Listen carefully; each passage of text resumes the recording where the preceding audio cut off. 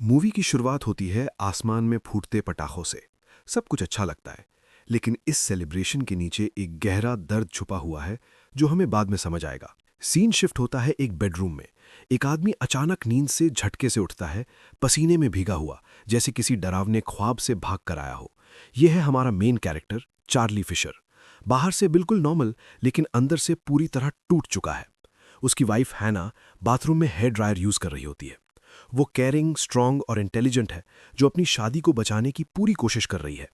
जैसे ही वो बाहर आती है और चार्ली को देखती है, कहती है, हे, तुम ठीक हो? इतने भीग गए हो? चार्ली हमेशा की तरह मजाक में टाल देता है, मैं नींद में एक्सरसाइज कर रहा था, टाइम बच जाता है। हैना मुस्कुराती है, लेकिन उसकी आंखों में चिंता साफ दिख रही होती है। वो जानती है चार्ली कुछ छुपा रहा है। तभी उनका डॉग रूफस भागते हुए आता है। चार्ली उसे प्यार से ग्रीट करता है। हैना बताती है कि उसे अपनी पैंट चेंज करनी पड़ी क्योंकि रूफस के बाल उसमें चिपक गए थे जब वो टीवी देख रही थी। चार्ली मजाक करता है, फिर फर्नीचर पर मत बैठो। दोनों के बीच एक छोटा सा हल्का मोमेंट होता है। फिर हैना एक इंपॉर्टेंट बात उठाती है। आज उसकी बॉस कैरल ऑफिस में प्रमोशन अनाउंस करने वाली है। वो पूछती है, तुम ठीक फील कर रहे हो ना? चार्ली हाँ बोलता है, लेकिन हैना को अजीब लगता है कि कैरल ने पहले कोई हिंट नहीं दिया। चार्ली मजाक करता है, शायद बचपन में ड्रामा शोज ज्यादा देखे होंगे। फिर हैना उसे याद दिलाती है, 10:30 पे थेरेपी है, तुमने प्रॉमिस किया था, ये इंपॉर्टेंट है। चार्ली कहता है, हाँ मुझे पता है, मैं आ जाऊंगा। हैना उसे गुड लक बोलती है, आई लव यू। चार्ली भी कहता है लव यू, और वो रूफस के साथ डॉग पार्क के लिए निकल जाती है। अब चार्ली अकेला रह जाता है। वो मिरर के सामने खुद से बात करता है, सब ठीक है, ऑफिस जाओ, प्रमोशन मिलेगा, सब ठीक है। ये सब ठीक है उसकी आदत बन चुकी है, एक मंत्र जैसा, जिससे वो खुद को कन्विंस करता रहता है कि सब नॉर्मल है। लेकिन सच ये है कि उसकी जिंदगी में कुछ भी नॉर्मल नहीं रहा। सीन शिफ्ट होता है ऑफिस में। उसका कलीग लेनर्ग एक अजीब पर सच बात शेयर करता है।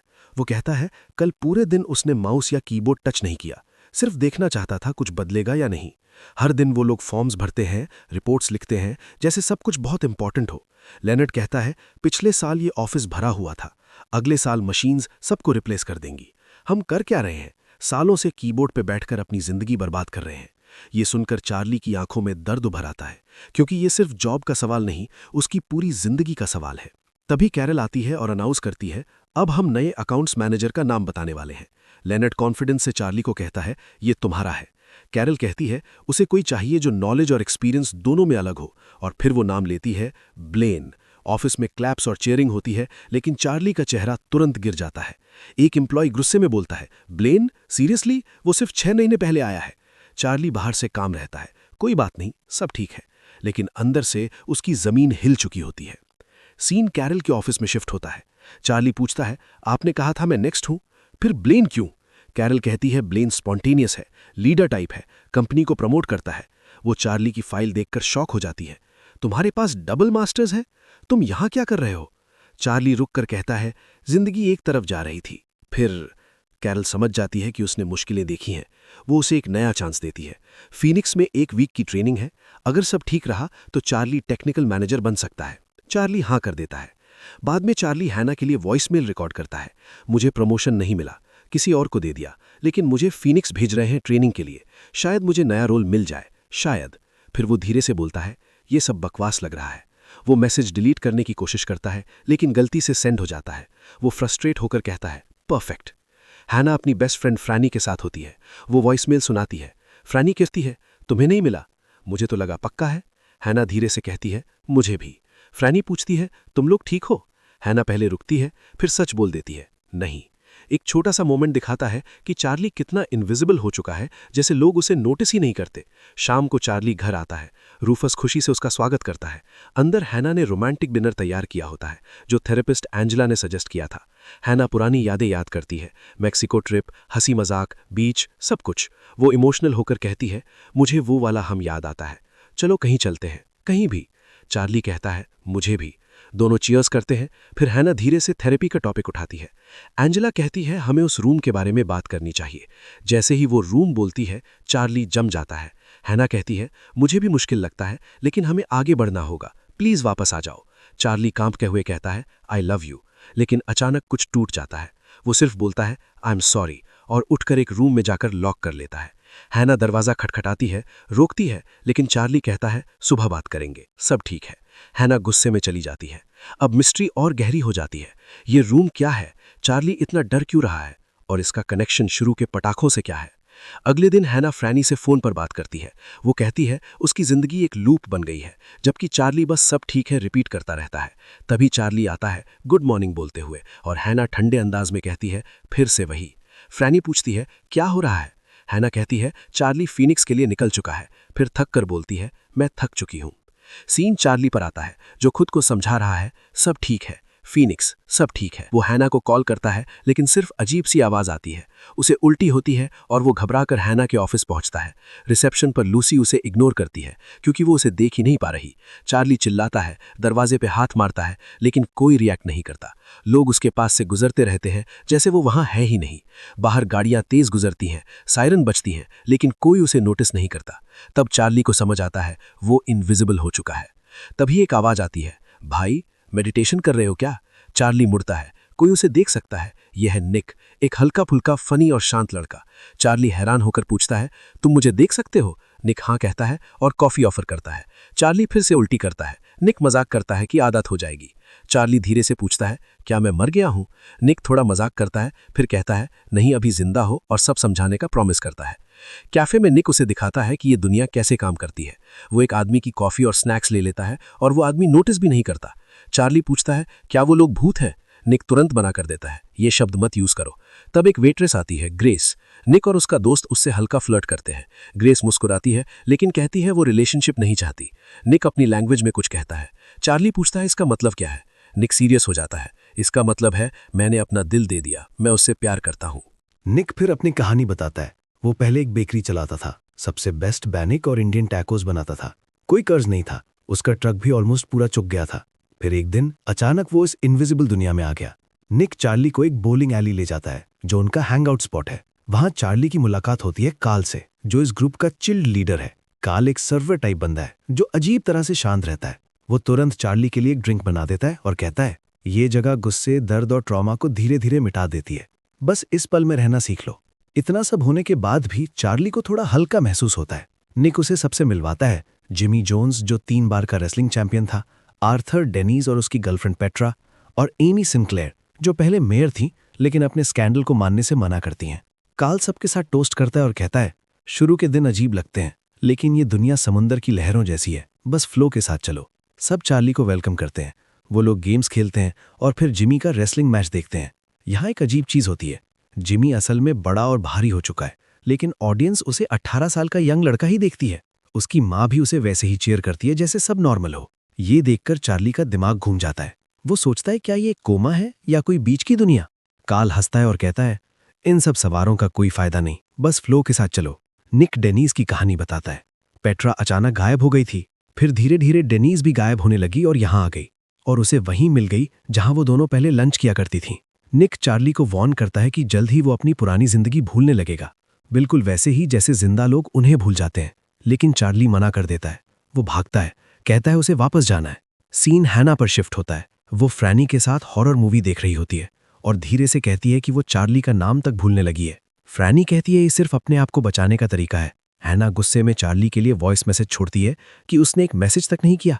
चार्ली वहीं खड़ा होता है, इनविजिबल, चिल्लाता हुआ कि वो मैसेज करता अगर वो किसी और डिमेंशन में ना होता, लेकिन कोई नहीं सुनता।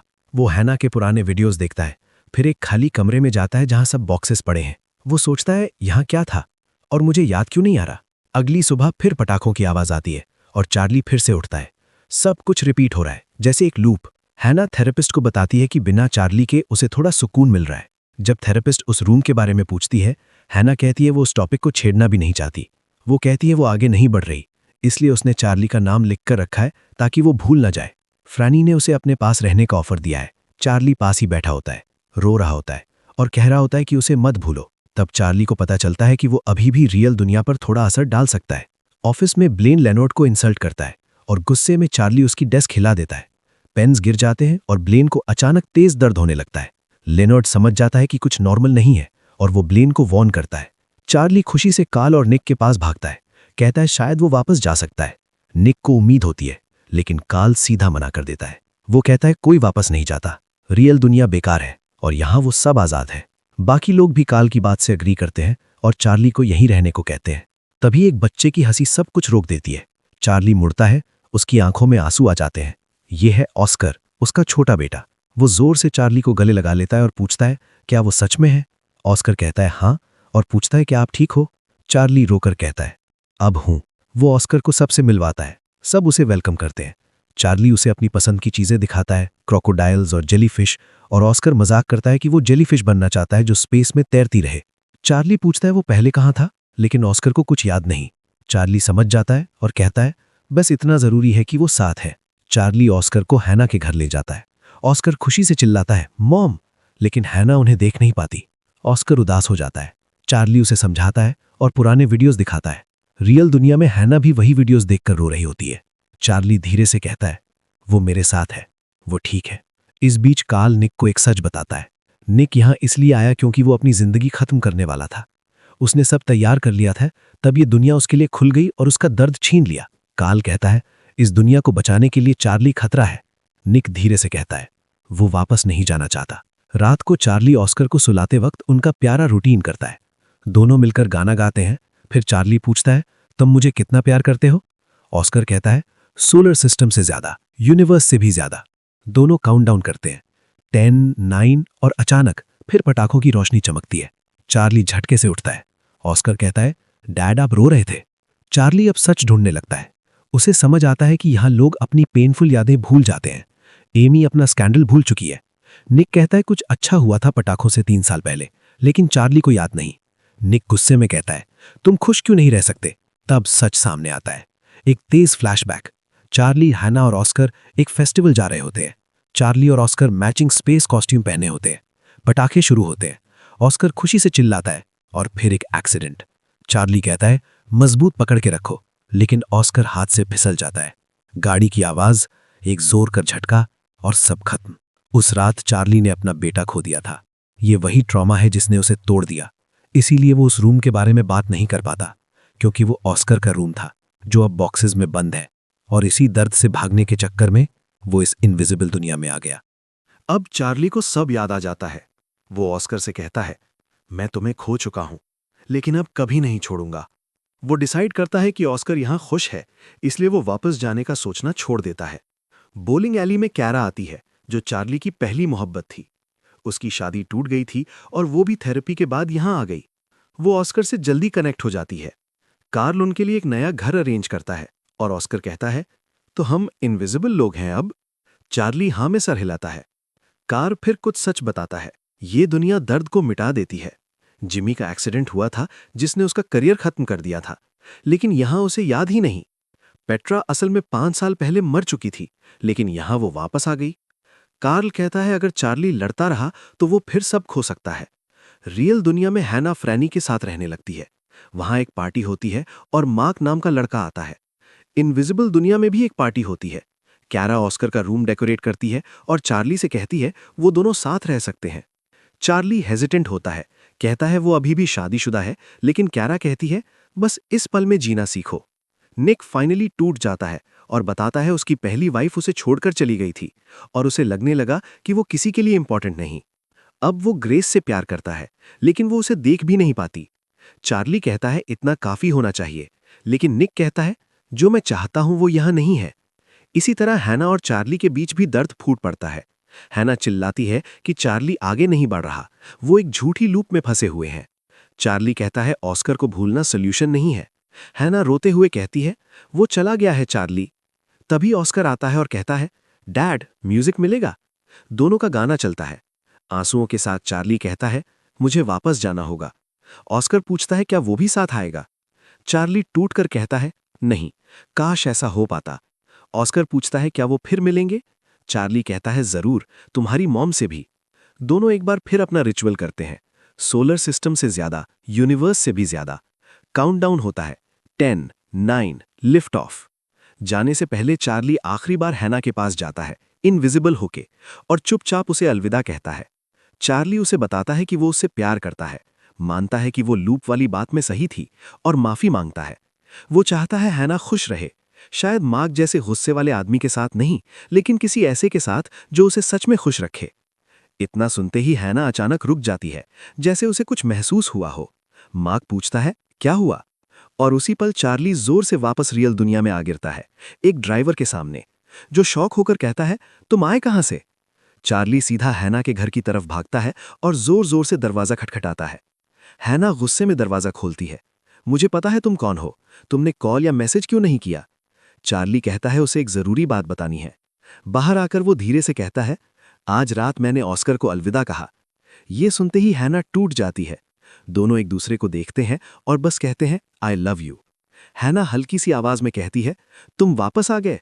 चार्ली कहता है, हाँ, मैं वापस आ गया। और दोनों साथ घर लौट जाते हैं। अगले दिन चार्ली एक बार फिर इनविजिबल दुनिया में जाता है, सिर्फ अलविदा कहने के लिए। वो सबको बताता है कि वापस जाना मुमकिन है। वो कहता है कि असली दुनिया में फिर से गर्म कॉफी पीना, अजनबी लोगों के बीच भी वार्मथ महसूस करना और छोटी छोटी चीजों में खुशी पाना, ये सब सच है। वो प्रॉमिस करता है कि वो उन्हें कभी नहीं भूलेगा। थोड़ा मजाक में कहता है, अगर वो लोग भी कभी वापस आएं तो उसे ढूंढ लेना, कॉफी या कुछ और उसकी तरफ से। आखिरी सीन एक कैफे का होता है। ग्रेस काम कर रही होती है। एक कस्टमर आता है और कॉफी और चॉकलेट क्रोसॉन ऑर्डर करता है।